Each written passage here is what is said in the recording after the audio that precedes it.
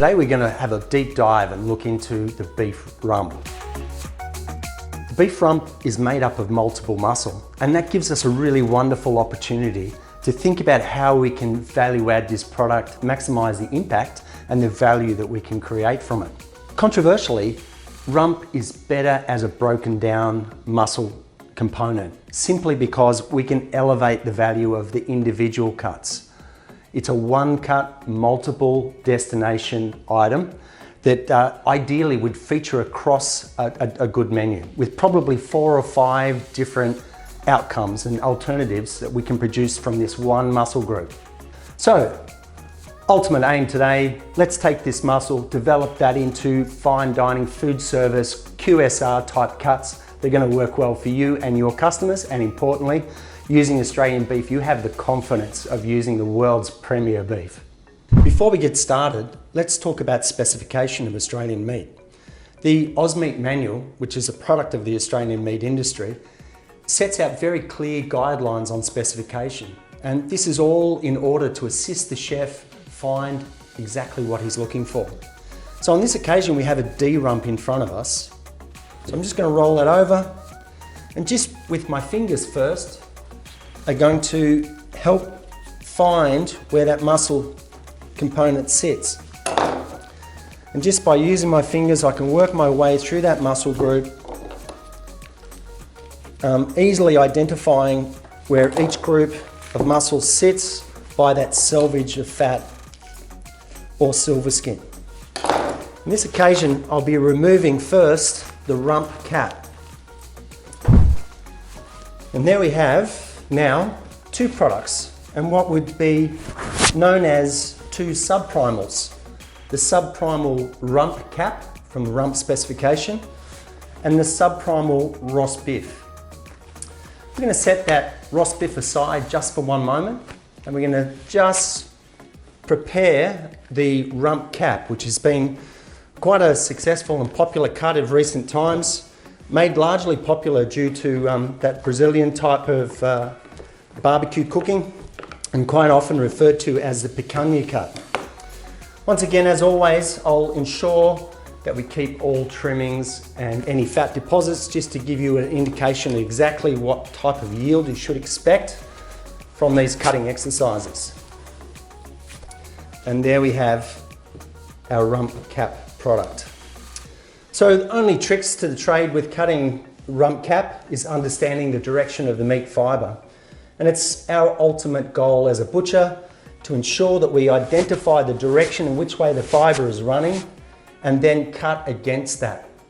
And what that does very simply is it shortens the fibre length, and then with the orientation of that going into the mouth means the customer can bite between the fibres.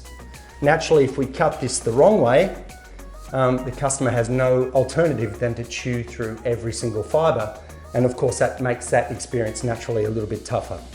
So only trick to the trade, we would remove that silver skin, we'd portion these steaks out and make a delicious rump cap steak. Putting that to one side now, we're going to concentrate on the roast beef. There's a real opportunity for us to actually value add this cut. As it sits, it's quite a lean cut, but as I said earlier, there's multiple muscle on this product, and when we turn this over, you can see what's affectionately referred to as the pillow sitting on the underbelly of that rump. So before we get started, I'd like to remove that. And once again, we just use our fingers to help us find where all those muscle groups sit. And before the knife even gets close to it, we've started to pull that muscle meat apart, so we know exactly where the knife needs to help us free away that content. And we've just removed what we call the rump pillow. This is a really interesting cut. Some of my colleagues in the MSA group have actually done quite a lot with this rump pillow. It's actually quite a good, delicious cut. And I think it's a valuable resource, the Meat Standards Australia group, as far as identifying the correct cut to cook method for a lot of these cuts. So you can go to the trouble of separating out that small muscle that you can see in front of you there now, and you would merchandise that as a rump pillow. And that rump pillow is perfect and ideal for things like salads and quick fast meals. For food service application when you're doing a lot of quantity, however, I think there's probably a little bit too much work there for you to do. So I would suggest we would just dice this up and put this into a ragu mince. Because as you can see, there's lots of silver skin, lots of yield that we can maximize into a high performance ragu type mince. And that silver skin, as we've talked about previously, will only add to the eating characteristics of that meat. So in this application, I'm going to show you how we identify where that line of sinew sits and how to remove it as cleanly as we possibly can. So we follow that line, you can see it right through there. We're going to turn that over with that side in mind, and with my knife, I'm actually going to cut down onto the silver skin and work my knife just sliding it across the top of the silver skin so I can open that right up and very cleanly take out the silver skin without too much loss in yield. And if you can see what I'm doing in the camera, you can see even though it's a straight cut, it's at a slight angle, and that's the perfect way to remove that silver skin without taking too much yield away from it. And as you can see now, we just need to use our knife through that and just again very slowly let the knife do the work. We can pull out that silver skin very cleanly with as minimal yield loss as possible. So you can see here we have an eye and we have a roast beef. So the rest of the roast beef.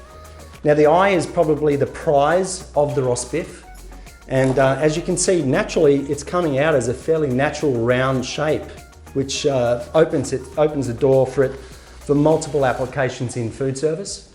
And there's not a lot we need to do with that other than preparing this and cooking this, and the texture is quite delicious, the texture is quite good off a really well grown, well farmed animal. The eating characteristics are just sensational. So when you look for branded Australian product, that's what you expect. That's all of that, the learnings of Australia, the objective measurement points that are unparalleled around the world. That is why we can deliver the performance and the level of consistency that we are able to as an industry. So that cut alone, in my mind, in food service, it's a great carpaccio cut.